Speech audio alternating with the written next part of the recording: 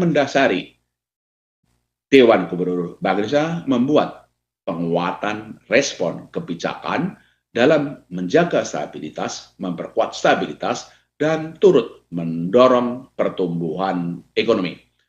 Berdasarkan asesmen menyeluruh tersebut, rapat Dewan Gubernur Bank Indonesia pada tanggal 17 dan 18 Juni 2026 memutuskan untuk menaikkan BI rate sebesar 25 basis point menjadi 5,75%, suku bunga deposit facility naik sebesar 25 basis point menjadi 4,75%, dan suku bunga lending facility naik sebesar 25 basis point menjadi 6,5%. Kenaikan ini sebagai langkah lanjutan untuk makin memperkuat stabilitas nilai tukar rupiah di tengah tetap tingginya ketidakpastian global, serta sebagai langkah preemptif untuk menjaga inflasi pada tahun 2026 dan 2027 tetap berada dalam kisaran sasaran 2,5 plus minus 1% yang ditetapkan pemerintah. Sementara itu, kebijakan makro Brussel dan kebijakan sistem pembayaran tetap diarahkan untuk mendorong pertumbuhan pro-growth. Kebijakan makro Brussel longgar terus diperkuat untuk mendorong pertumbuhan ekonomi melalui peningkatan kredit pembiayaan ke sektor real dengan tetap menjaga stabilitas sistem keuangan. Kebijakan sistem pembayaran tetap diarahkan untuk turut mendukung kegiatan ekonomi melalui perluasan akseptasi pembayaran digital, penguatan struktur industri sistem pembayaran, serta peningkatan keandalan dan ketahanan infrastruktur sistem pembayaran.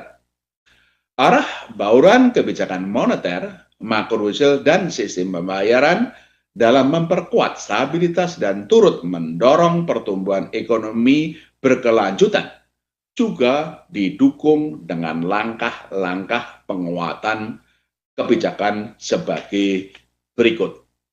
1. Langkah yang pertama adalah memperkuat efektivitas implementasi kebijakan moneter untuk stabilisasi nilai tukar rupiah dan menjaga inflasi 2026 dan 2027 tetap berada dalam sasaran 2,5 plus minus 1% dengan pertama, meningkatkan intensitas intervensi valuta asing untuk memperkuat stabilisasi nilai tukar rupiah baik melalui transaksi non-deliverable forward NDF di pasar luar negeri maupun transaksi spot dan domestik non-deliverable forward DNF di pasar domestik. 2. Menjaga struktur suku bunga sekuritas rupiah Bank Indonesia SRBI pada seluruh tenor 6, 9, dan 12 bulan yang sejalan dengan kenaikan BI rate untuk tetap menarik aliran masuk investasi portofolio asing ke aset keuangan domestik.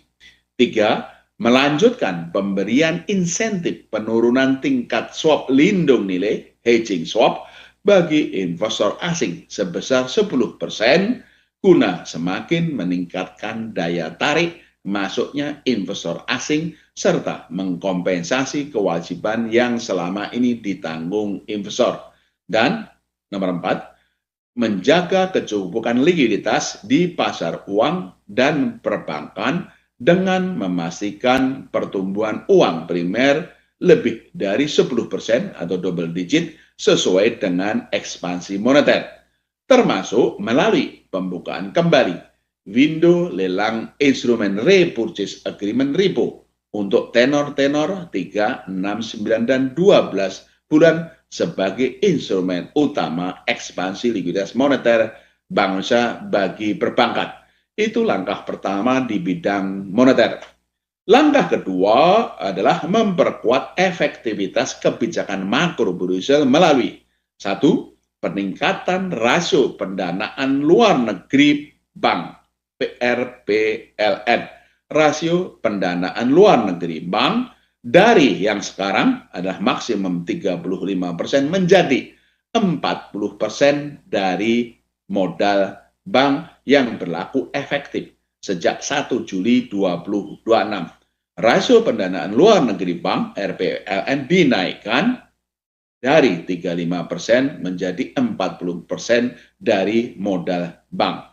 Kenaikan rasio RPLN ini ditujukan untuk memperluas sumber pendanaan perbankan khususnya dari luar negeri guna mendukung penyaluran kredit pembiayaan bagi perekonomian dengan tetap memerhatikan prinsip kehati-hatian.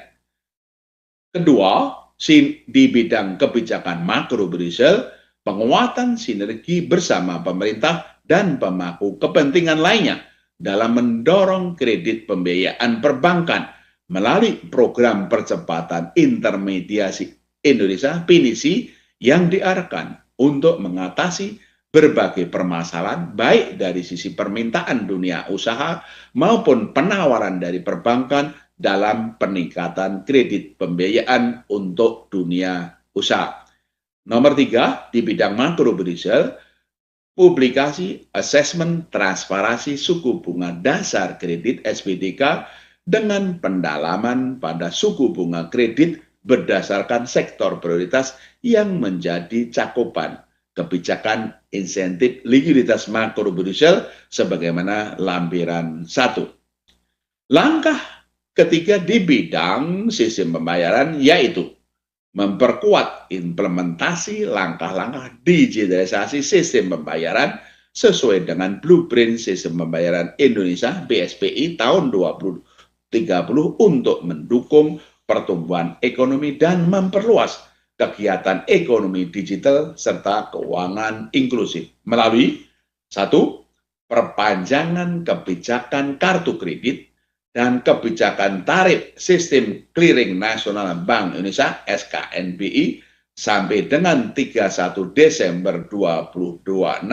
yang meliputi kebijakan batas minimum pembayaran oleh pemegang kartu kredit 5% dari total tagihan dan kebijakan nilai denda keterlambatan sebesar maksimum 1% dari total tagihan serta tidak melebihi Rp100.000 dan tarif SKNBI sebesar Rp1 dari Bank Indonesia ke bank dan tarif SKNBI maksimum Rp2.900 dari bank ke nasabah.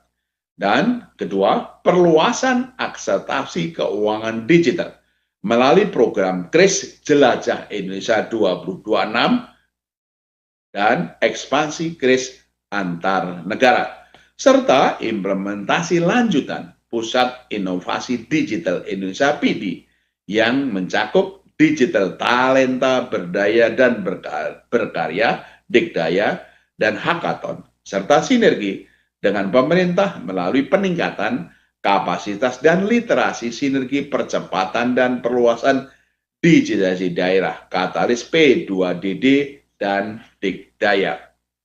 Langkah keempat adalah memperkuat kebijakan pendalaman pasar uang dan pasar falas (PUFA) agar semakin maju, efisien, dan prudent untuk daya tarik investasi asing dan efektivitas kebijakan moneter, termasuk stabilisasi nilai tukar rupiah melalui satu, perluasan ekosistem pasar uang dan pasar falas baik produk, harga, pelaku, dan infrastruktur untuk mendukung pemanfaatan local currency transaction dengan sejumlah negara dalam fasilitasi perdagangan dan investasi. Sebagaimana model bisnis untuk ekosistem kerjasama antara Indonesia dengan Tiongkok yang baru-baru ini kita umumkan. Kedua,